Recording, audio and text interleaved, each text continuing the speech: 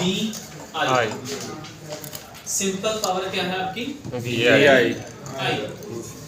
ठीक है। अब पावर की तीन टाइप्स होती है। पावर की तीन टाइप्स होती है। पहली पावर होती है जिसको हम कहते हैं एक्टिव पावर। ठीक है। इसको आप सिंपलिसिटी से डिफाइन इस तरह करोगे, it is a type of power which do all useful works in our electrical circuit। यानी कि पावर की ऐसी किस्म है जो हमारे मतलूबा सर्किट में हमारा मतलूबा काम सर अंजाम देती है, वो हमारी कहलाती है एक्टिव पावर। ठीक है। पावर की पहली टाइप कौन सी है? Active power. एक्टिव पावर को हम तीन नाम से जाहिर करते हैं। पहला, इसको उर्दू में कहते हैं असल पावर। ठीक है। उसके बाद वो कहता है रियल पावर। ठीक है। असल power, real power, active power, ये तीनों एक ही चीजें। ठीक है। या हकीकी पावर, इसको हकीकी भी कहता है। आपसे कोई भी टाइप में से पूछ ले तो आपने कहना है is a type of power which do all useful works in our electrical circuit. यानी कि हमारे मतलूबा सर्किट में जो हमारा काम सर अंजाम देती है वो हमारी एक्टिव पावर होती है। देखो हमारा इलेक्ट्रिक सर्किट, ये अगर मैं वायरिंग की बात करूँ यही है। इस सर्किट में हमारा काम क्या है? पंखा चलाना, बल्ब चलाना। तो ये कौन सी पावर करेगी? Active power. It is simplised by, इसको हम सिंपलाइज करते हैं वाट से। वाट इसकी बड़ी इकाई होती है किलोवाट, मेगावाट। इससे बड़ी इकाई होती है मेगावाट। बस आपने ये तीन पावर देखी। 1000 वाट हो तो 1 किलोवाट बनती है, तो 1 किलोवाट बनेगा आपका। इसी तरह 1000 किलोवाट हो 1 मेगावाट बनेगा, तो 1 मेगावाट बनता है। इस डेफिनेशन की समझ आ गई है? Yes sir. ध्यान कर लोगे, अगर कहीं पे ध्यान करना चाहिए। अगर आपसे पूछे कि पावर की कौन सी तीन टाइप्स हैं, आप बोलेंगे तीन। कौन सी टाइप्स हैं? पहली, दूसरी, एक्टिव पावर। एक्टिव पावर है क्या? जो हमारे मतलूबा सर्किट में हमारा काम सर अंजाम देती है, और यही हमारी एक्टिव है, और यही हमारे सर्किट में है। ठीक है। दूसरी पावर आती है रिएक्टिव पावर। Reactive power. अब रिएक्टिव पावर क्या है? Is a type of power, power की ऐसी किस्म है which does not do any useful work in our electrical circuit, जो हमारे इलेक्ट्रिकल सर्किट में हमारा कोई काम सर अंजाम नहीं देती। It just flow from load to source and source to load। ये सिर्फ लोड से सोर्स की तरफ बहती है और सोर्स से लोड की तरफ बहती है। देखिए आपका सोर्स कौन सा है? मेन जो है सोर्स होता है जहाँ से आपकी सप्लाई हो। लोड होता है जो आपने आगे इक्विपमेंट लगाया होता है। जैसे इस पंखे को डील करें, ये पंखा आपका लोड है। इसका सोर्स क्या है? सप्लाई इसको कहाँ से मिलनी है? मीटर से या आपके सब बोर्ड से। ठीक है। तो इसमें जो रिएक्टिव पावर होगी वो क्या करेगी? सिर्फ लोड से आपका सोर्स की तरफ बहेगी और सोर्स से धक्का लगेगा और फिर वापस वो लोड की तरफ चली जाएगी और फिर लोड से धक्का लगेगा सोर्स की तरफ। यानी कि ये इस तरफ ऐसे से बहती जाती है। इसका कोई काम नहीं होता। इसको हम पंजाबी में बोलते हैं वेली पावर। क्या है इसका काम? सोर्स से लोड और लोड से सोर्स की तरफ बहना, और इसके अलावा इसका कोई काम नहीं है। इसको हम कहते हैं रिएक्टिव पावर। इसको उर्दू में रिएक्टिव पावर के नाम से कहते हैं। ठीक है। इसका एक ही नाम है, जैसे उसके तीन थे इसका एक ही। पहली पावर कौन सी थी? Real power, active power, real power, असली पावर, नकली हकीकी पावर। अब दूसरी आ गई आपकी रिएक्टिव पावर। रिएक्टिव की समझ आ गई क्या करती है? सोर्स से लोड की तरफ। सर्किट में कोई काम सर अंजाम नहीं देती, चलाने में कोई काम नहीं। नेक्स्ट थर्ड होती है अपीरेंट पावर। अपीरेंट पावर, ये पावर की ऐसी किस्म होती है जो किसी भी आले की वोल्टेज और करंट के हासिल ज़रब को सिर्फ ज़ाहिर करती है। किसी भी इलेक्ट्रिकल आले की या इलेक्ट्रिकल आलात की सिर्फ वोल्टेज और करंट के हासिल ज़रब को ज़ाहिर करती है। देखिए पावर वोल्टेज और करंट के हासिल ज़रब को सिर्फ ज़ाहिर करती है, ये वाली पावर। इसको हम ज़ाहिर करते हैं, सिंबलाइज करते हैं VA से, ठीक है। वोल्टेज और करंट के हासिल ज़रब को, इससे बड़ी इकाई क्या होगी? KVA। इससे बड़ी इकाई क्या होगी? MVA। अच्छा, इसकी एग्जांपल मैं आपको देता हूँ। आपने देखा होगा आपके जो ट्रांसफार्मर गलियों में लगे होते हैं ना, अब गलियों में ट्रांसफार्मर लगे होते हैं, उनकी रेटिंग्स होती हैं 50 kVA, 100 kVA, 200 kVA। देखा होगा आपके जो उस दिन बता रहे थे ट्रांसफार्मर, उसमें कितना था? वो 100 kVA का, 100 kVA का। अब वो उस आलात के सिर्फ वोल्टेज और करंट के हासिल ज़रब है, उसको हम कहते हैं अपीरेंट पावर। अपीरेंट पावर को हम उर्दू में कहते हैं ज़ाहिरी पावर। ये सिर्फ किसी सर्किट की वोल्टेज और करंट की हासिल ज़रब को ज़ाहिर करती है और कुछ नहीं करती। इस चीज की समझ आ गई? रिएक्टिव पावर को हम किससे सिंबलाइज करते हैं? VAR से, ठीक है। सबसे छोटी इकाई VAR, उससे बड़ी KVAR, उससे बड़ी MVAR।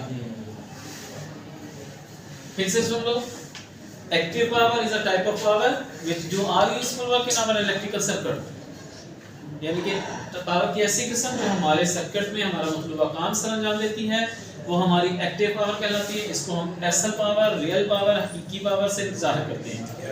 और इसको जो इसके यूनिट्स हैं वो सबसे छोटा वाट, किलोवाट, मेगावाट। 1000 वाट हो तो 1 किलोवाट बनता है, 1000 किलोवाट हो तो 1 मेगावाट बनता है, ठीक है जी। हमारे जो प्लांट्स लगे होते हैं वो किलोवाट में बने होते हैं। मिसाल के तौर पर जैसे इत्तेहाद केमिकल है, उसका जो पावर प्लांट बना हुआ जो लगाया हुआ उसने 30 मेगावाट का बनाया हुआ। ये मेगावाट में उसके पास पावर है 30,000 किलोवाट, 30,000 किलोवाट। हाँ, किलोवाट। समझ आ रही? अब इसी तरह देखें, आपका लोड होता है, मिसाल के तौर पर आप बल्ब लेते हो या एक पंखा लेते हो, आपको वो वाट बता रहा था उसके कि कितने वाट का है, 75 वाट। कभी उसने ये कहा कि 75 VA का है? नहीं ना, क्योंकि हमारे उसमें यूज कौन सी होती है पावर? अपीरेंट पावर, असल पावर यूज होती है ना, रियल पावर, तो वो वाट में होती है। हमारे बल्ब लेते हैं 12 वाट, 24 वाट, 100 वाट, ठीक है, 100 वाट का बल्ब, तो वो वाट में होती है, वो असल पावर में होती है जो उसने कंज्यूम करनी होती है, उसकी ज़ाहिरी पावर नहीं होती। ज़ाहिरी पावर जो होती है वो आपकी करंट और वोल्टेज की। अब हम इसको ट्रायंगल में कैसे लिखते हैं? ट्रायंगल क्या होती है? पावर त्रिकोण। इसको हम क्या नाम से जाहिर करते हैं? Power triangle.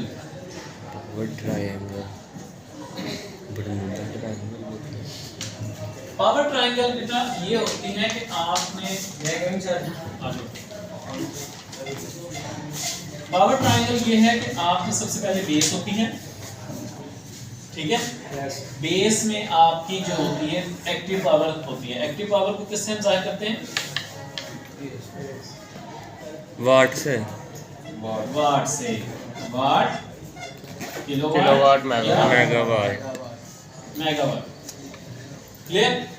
इसके अमूद में वाक़या होती है आपकी रिएक्टिव पावर, इसके अमूद में, ठीक है। रिएक्टिव पावर कौन सी है? जो कोई भी यूजफुल काम नहीं करती सर्किट में। सर्किट में इसका VAR, KVAR, VAR, हाँ जी, ये इस पावर का यूनिट है, इकाई है। तो उसकी जैसे किसी चीज का यूनिट, रेजिस्टेंस का यूनिट क्या है? ओम। करंट का यूनिट क्या है? एम्पेयर। वोल्टेज क्या है? क्या है? V। पावर का क्या है? वाट। अब वो पावर की 3 टाइप्स आ जाती है। इस पहली जो एक्टिव पावर का वाट आ गया, अपीरेंट पावर का VA आ गया, इसी तरह रिएक्टिव पावर का VAR, KVAR और MVAR। ये 3 पॉइंट्स आ जाते हैं, ठीक है। अच्छा जी, एक्टिव पावर समझ आ गई? Yes। बेस में वाक़या है उसको हम एक्टिव, अमूर में आपकी रिएक्टिव, और इसके मिड में वाक़या होती है आपकी कौन सी अपेरेंट पावर Apparent नहीं सानू तो अपेरेंट अब इसमें आपकी सिंबलाइजेशन क्या है, VA, KVA और MVA। अगर आपको क्वेश्चन आता है पावर ट्रायंगल बना लेंगे, उसमें आपने ये ट्रायंगल बना के उसमें आपने मेंशन कर देना है बेस पे आपकी एक्टिव पावर है, अमूद पे आपकी रिएक्टिव पावर है, और इनके भीतर में आपकी क्या है अपेरेंट पावर। ठीक है, कायदा अमूद भीतर, तीन चीजें आ गई। अब आपने 9th 10th में इसके फार्मूले पढ़े होंगे, इनके ये जो बनाते थे हमने, सिंपल मैंने बच्चों को याद, अगर दो चीजें गिवन हो तो तीसरी जो फाइंड करते हैं। हाँ तो हम क्या करते हैं, एक होता है साइन थीटा, फिर होता है cos theta, tan theta, tan theta. ठीक है, आपने याद होगा ऊ अक वाला फार्मूला पढ़ा होगा, ऊ अक, साइन थीटा को हम डिनोट करते हैं ऊ से। ये तो मैंने कभी सुना भी नहीं है। और इसको अक से जी सर, ऐसे था, ये आसान तरीका था याद करने का। अमूद, अब ऊ में एन और वाव आ रहा है, एन आपका अमूद, वाव आपका भीतर, ठीक है, अमूद बटा भीतर बन गया साइन थीटा, देखें साइन थीटा। अमूद में कौन सी वैल्यू है आपकी, VAR, और KVA। VA, इसको अगर KVR में लिखेंगे तो इसको भी हम KVR में लिखेंगे। ओके, ठीक है, अब Q में कौन सी वैल्यूज है आपकी, और कायदा एक्टिव पावर वाट, एक्टिव पावर किलोवाट है, यस, अपीरेंट पावर, भीतर कौन सी है, अपीरेंट पावर, KVA। ठीक है इस चीज को। जी सर। अच्छा, आपको में कौन सी आ रही है फार्मूला, अमूद बटा कायदा, अमूद क्या है आपका, रिएक्टिव VAR ओवर कायदा क्या है, किलोवाट। अब ये तीन फार्मूले आपके पास ड्राइव हो गए, जी सर, आ गए ना तीनों फार्मूले। सिर्फ आपने याद रखना है ऊ अक। अगर आपसे पूछे साइन थीटा का फार्मूला, आप कह देंगे पावर ट्रायंगल में पहले साइन थीटा फिर कॉस फिर टेन, ऊ अक, अमूद बटा भीतर, कायदा बटा भीतर, और अमूद बटा कायदा। इस तरीके से आपको ये फार्मूले बिल्कुल आसानी से याद हो जाते हैं। हमारी ज्यादातर पावर्स जो होती हैं जो हम यूज करते हैं इस पावर में, इलेक्ट्रिकल सर्किट में, मैं इसको डिनोट करता हूं ज्यादा। ये फार्मूला हमारा बहुत ज्यादा अप्लाई होता है, cos थीटा। क्या फार्मूला, KVA। बटा KVA। अब देखिए मैं इसकी एग्जांपल देता हूं आपको। जैसे ये cos थीटा को हम कहते हैं पावर फैक्टर, पावर फैक्टर, ये cos थीटा को हम कहते हैं, बाद में बेटा बनाना इसको इस तरह, ये जेल से निकालें। पावर फैक्टर, अगर आप अपेरेंट पावर को पावर फैक्टर से ज़रब दे देते हैं तो आपकी रियल पावर, एक्टिव पावर आ जाती है। जैसे अभी देखें ये फार्मूला ना, इसको अगर मैं यहाँ पर लिख देता हूँ, क्या था, cos थीटा बराबर है किलोवाट ओवर KVA। अब ये KVA तो डिवाइड हो जाएगा, आगे क्या आ जाएगा, मल्टीप्लाई। आ जाएगा। तो ये यही हो जाएगा KVA मल्टीप्लाई cos थीटा बराबर है किलोवाट। ये रियल पावर निकल आई है। तो देखो रियल पावर निकल आई ना, yes sir, real power kilowatt ही है ना, देखो यहाँ पर किलोवाट आ रही है रियल पावर।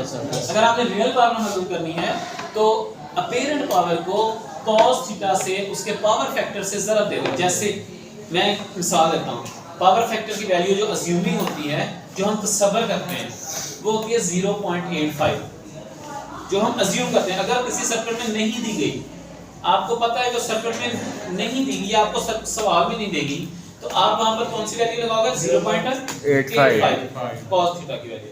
अब मैं एग्जांपल देता हूं, आपका 100 केवीए का था ना ट्रांसफार्मर, 100 केवीए मल्टीप्लाई, ये मैंने अज्यूम कर लिया 0.85, तो किलोवाट कितने निकलेंगे,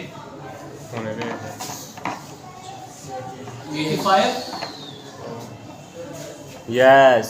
तो अब वो 100 केवीए का ट्रांसफार्मर आपको कितने किलोवाट दे रहा है, 85 किलोवाट दे रहा है। किसकी वजह से, पावर फैक्टर की वजह से। समझ आ गई। यस। अब रियल में ये है, रियल वो ये नहीं रहा, 100 था आपका, 100 नहीं है, उसको पावर फैक्टर से जब आप ज़रूरत दे दोगे तो उसकी हकीकी वैल्यू जो आपकी कंज्यूमेबल होती है, जो आपने यूज़ करनी होती है, वो पावर निकल आती है। बंद कर दो।